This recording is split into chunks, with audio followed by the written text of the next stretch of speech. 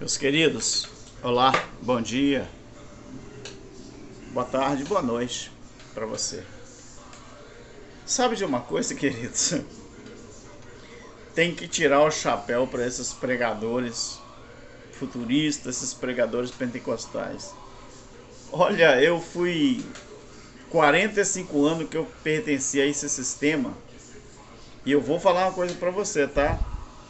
Hoje, a forma que eu estudo a palavra de Deus, respeitando tudo que tem que ser respeitado, hoje eu vejo que esses caras aí, esses pregadores, tem que tirar o chapéu para eles, porque eles sabem direitinho como que eles conseguem é, tirar o texto do seu contexto. Eu estava vendo uma pregação de um pastor, né, aqui no Brasil, acho que é do Rio de Janeiro, pastor, aquele que fala grave pra caramba, né? E ele estava pregando em um certo lugar e ele leu, não é, aquela passagem que Jesus disse que vocês vão ficar em Jerusalém até que do alto seja revestido com o poder de Deus. E a partir daí vocês serão minhas testemunhas em Jerusalém, Samaria, Judéia e até os confins da terra. E não é que essa pregação o cara trouxe para os nossos dias de hoje, e ele falou que aquelas testemunhas é todas as pessoas que frequentam um templo e estão lá enxertados no corpo de Cristo. Não é que o cara conseguiu fazer isso e foi aplaudido de pé. Gente, tem que tirar o chapéu para esses caras, né? Eles sabem descontextualizar um texto, né? Eles sabem tirar o texto do seu contexto. Só que quem aplaude esse povo é as pessoas que não têm nenhum tipo de entendimento na palavra. São pessoas que não estão nem aí, não é? Para o tempo, a colocação verbal, o tempo verbal, a cultura, o remetente, o destinatário. Quando Jesus disse isso, essa palavra, eu acho que está aqui em Atos capítulo 1. Deixa eu ver aqui, confirmar se realmente é isso mesmo. Atos no capítulo 1 fala assim, versículo 7. E ele lhes disse a eles, né? É a mesma coisa. Lhes disse a eles é a mesma coisa. Essa concordância, né, verbal é a mesma coisa. Não vos pertence saber os tempos ou as épocas. Interessante, né? Tempos e épocas. Se você apresentar esse texto aqui para um religioso, um crente pentecostal, ele fala que é o fim do mundo. E Jesus falando os tempos e as épocas em que o Pai estabeleceu pelo seu próprio poder.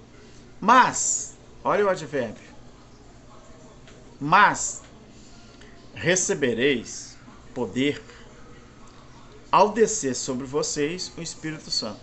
Meus queridos, será que é tão difícil entender que o Espírito Santo aqui, aquela capacitação que ele colocaria sobre os discípulos ali em Jerusalém, era poder.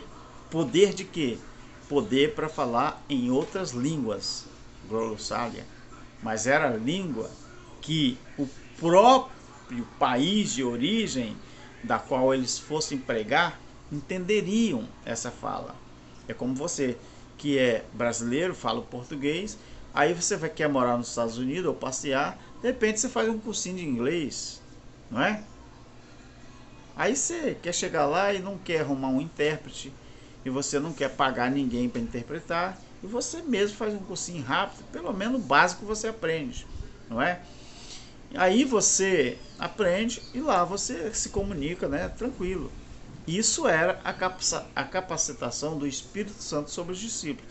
Era para capacitar eles para falar em outras línguas, que eles iriam ser testemunha, iriam pregar. Aí esse pastor, ele traz para o dia de hoje e fala que isso é o crente, que frequenta um templo e que é assim que tem que agir.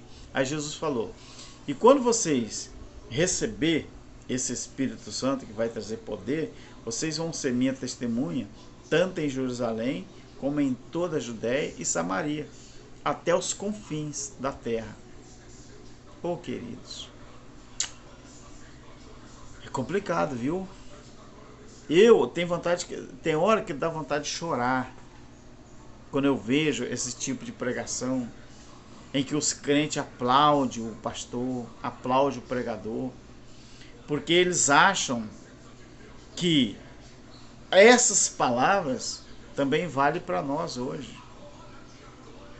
Aí você cita Colossenses 1:23, Romanos 10, 17, 18. Você cita isso para eles e mostra para eles que o evangelho do reino foi pregado pelos discípulos e pelo próprio Jesus, enquanto o evangelho da graça, da incircuncisão, foi pregado por Paulo. E hoje, 2000 anos depois do juízo que Deus trouxe contra Israel, que evangelho que é pregado? Eles dizem que é o evangelho do reino, eles dizem que é o evangelho da graça. Mas, e Apocalipse 14:6, que fala sobre o evangelho eterno? O que seria o evangelho eterno? O evangelho eterno, no nome já diz tudo. Evangelho eterno é o reino de Deus estabelecido. E onde está esse reino? Jesus respondeu lá em Lucas 17, 20 e 21. Ele disse que o reino dele estaria dentro de cada um que acreditasse nele e recebesse a palavra dele. Então dá pena ouvir esse tipo de mensagem, e o mais triste ainda é ver que muita gente acredita nesses pregadores. Ou seja, e a Bíblia? Onde fica? E a palavra? Onde fica? É triste, mas é verdade. Agora, tem uma coisa boa acontecendo no mundo inteiro. Tem uma coisa boa. Os destemplados e desigrejados, e essa é uma nomenclatura inventada pelo sistema, mas na verdade a palavra destemplado e desigrejado não existe. Porque se existisse a palavra desigrejado, ela tinha que se referir a Jesus, e tinha que se referir aos discípulos, se referir ao próprio apóstolo Paulo, porque Paulo, os discípulos e o próprio Jesus não frequentavam um templo religioso com uma placa denominacional. Então, se existisse a palavra desigrejados, que não existe, foi inventado pelo sistema, então Jesus estaria inserido nela. Mas graças a Deus, né?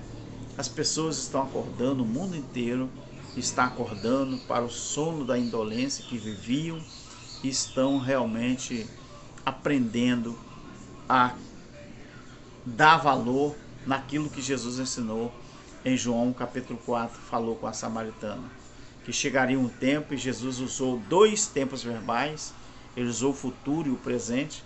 Ele falou que haveria um tempo, e já tinha chegado aquele tempo, em que o verdadeiro adorador adoraria ele em espírito e em verdade, não mais no templo em Jerusalém e nem mais em Gerezim, ali no monte.